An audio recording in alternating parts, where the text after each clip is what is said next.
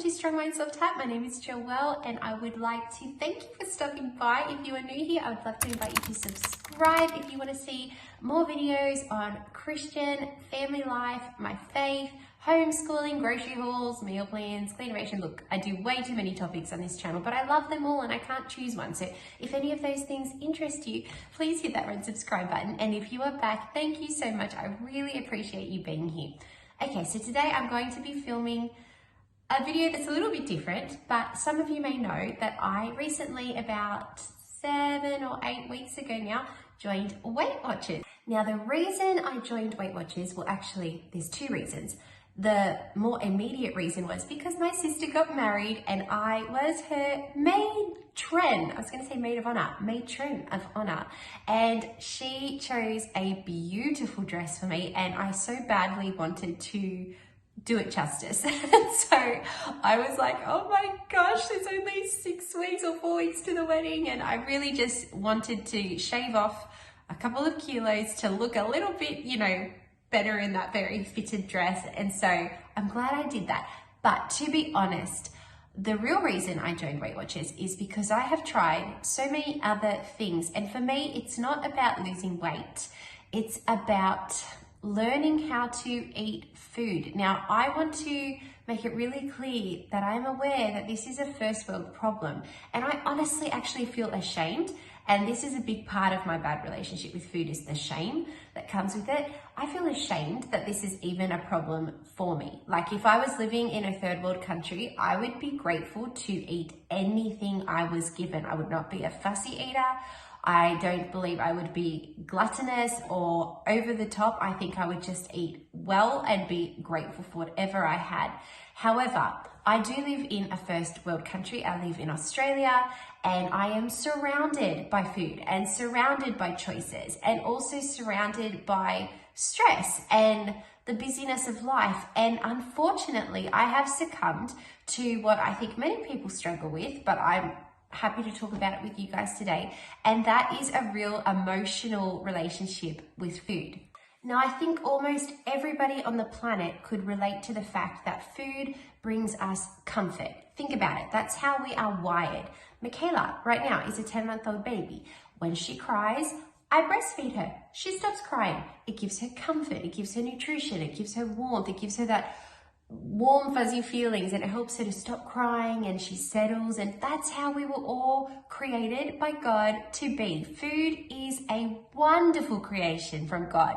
It is wonderful, and eating a delicious meal, and especially when it comes with fellowshipping with people, is just one of the greatest gifts God has given us, and I absolutely love it. However, for me, I have gone way past that to the point of a real reliance and dependence, and even I would say addiction to some forms of food for me to feel okay. Now, growing up, I was never, I never struggled with my weight growing up. If anything, I was probably on the smaller side, especially as a child. And I was one of those people that could eat anything I wanted and thought I was getting away with it. When I married David, he was a very different and is a very different personality to me, and Dave is a very healthy individual. He just naturally loves savory food. He doesn't have a sweet tooth like I have, and it was a bit of a culture shock when we got married, because here I was wanting to pull out my Cadbury block of chocolate every night and drink my Coca-Cola thinking that this was normal, and he's kind of looking at me like ready to eat, you know, salad and good proteins and all of that. So that took a bit of getting used to and compromise and all of that. But to cut a long story short, I will have to save this story for another video. Later on in I'm still in the past, but later on in my life, I ended up becoming quite unwell. And that was really closely related to food and some of the foods that I had been eating, particularly sugar and gluten and all of that. And I actually became a really sick person. So all of that to say, I have been on a journey for, I would say, the last 7 or 8 years of trying to get my head around not being reliant on food. I mean, we're all reliant on food, but on sugar, on crap, you know what I mean? On chocolate, on all the munchy foods, on that feeling of like needing that hit of food. Like I totally understand addiction. I really, really do. And actually, I'm going to make a video very soon on phone addiction part 2. I've made one before, phone addiction part 1, but I have an update and some things I want to talk about. So I get it. And I'm ashamed to say that I am in some areas addicted to food. I am. I'm addicted to the feeling of food, like addicted to how I feel when I eat that food, not so much the food itself. And I don't like that I have become like that. Now, throughout this journey, I have really gone to a super unhealthy balance of feeling, like I said, shame and guilt, and not from David. I want to make that clear, not from him. This is just my own personal battle that I've had, where I feel like food is either good or food is bad. You know, so if I just eat salad and chicken breast for the week, well, I've been really good. I've eaten really well and I've eaten good food. But if I, you know, fall off the wagon and then I've just eaten chocolate every single day and I just want to eat popcorn and eat crap basically all day, then I've been bad. I ate bad food and I'm a bad person and I feel guilty and I carry that shame around and it's really horrible. Not long ago, I'm going to say it was about a year ago now, maybe, I don't know, it was a while ago, not too long ago though. I did a eating program where I was like, okay, that's it, I'm going to kick this addiction once and for all. And to be honest, the program itself is fantastic. It's a fantastic program and it sees great results for people's health and weight loss and all of that. And I wasn't necessarily doing it for weight loss. This was post-baby, and of course we have those post-baby kilos that, you know, we need to kind of work off. But I kind of believe, well, actually I firmly believe that needs to come off naturally and in the right time, and that should not be rushed, especially when we're breastfeeding. Our bodies have just run a marathon and now we are literally sustaining a child. I know I'm going on a tangent here, so I'm just saying you really shouldn't be like dieting, you know, straight after you've had a baby. But I was just trying to do this healthy eating plan, and to be honest, I got super healthy. I did. My skin was glowing. I wasn't, you know, skinny, but I was just, there wasn't any extra things holding onto my body. I lost a lot of the baby weight super quickly, which I don't think is a good thing, by the way. And yeah, I looked really good. I appeared very, very healthy, but on the inside, I was an absolute wreck.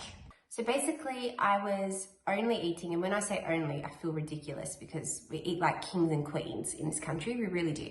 But I was only eating vegetables, chicken breast, salmon or fish, like a white fish, or turkey, like four to 5 servings of veggies, like every single day, no dairy, no gluten, no carbs at all. The only carbs I had was like 1 cup of sweet potato every single day.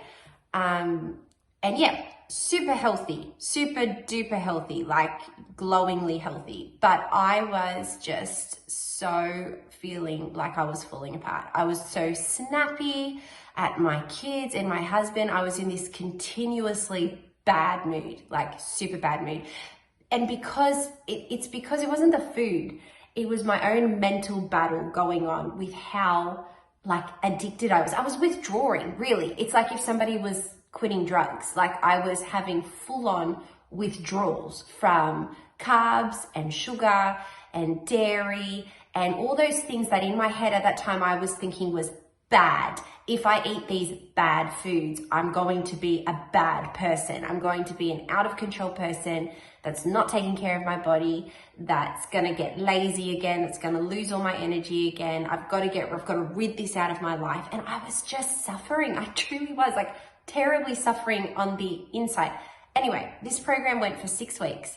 I made it to almost 5. Like I was so close, 4.5 maybe.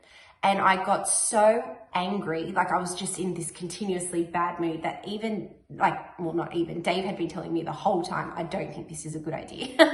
I should have listened. But Dave was like, Jo, you got to start eating other foods again. Like you have to, your mood is shocking, and you're suffering and you're hating this, and this is not sustainable. Like you can't do this. You're meant to eat in a way that suits your lifestyle, and you're not living your life like this. Like all I was thinking about was food. All I was thinking about was what I couldn't have. And I was just craving it. I would literally dream. I would have dreams at night about hot chips and chocolate and popcorn. And they were my actual dreams. I would daydream about them too, but I would actually dream. That's how much my body was craving these foods. And so from about week 5 onwards, I still was super good, like super healthy, no sugar, nothing like that. But I started to eat, I think, like potato again, and like potato, and bananas. Oh my gosh, bananas, like the food God created. There was like such a relief to eat a banana, like, oh my goodness.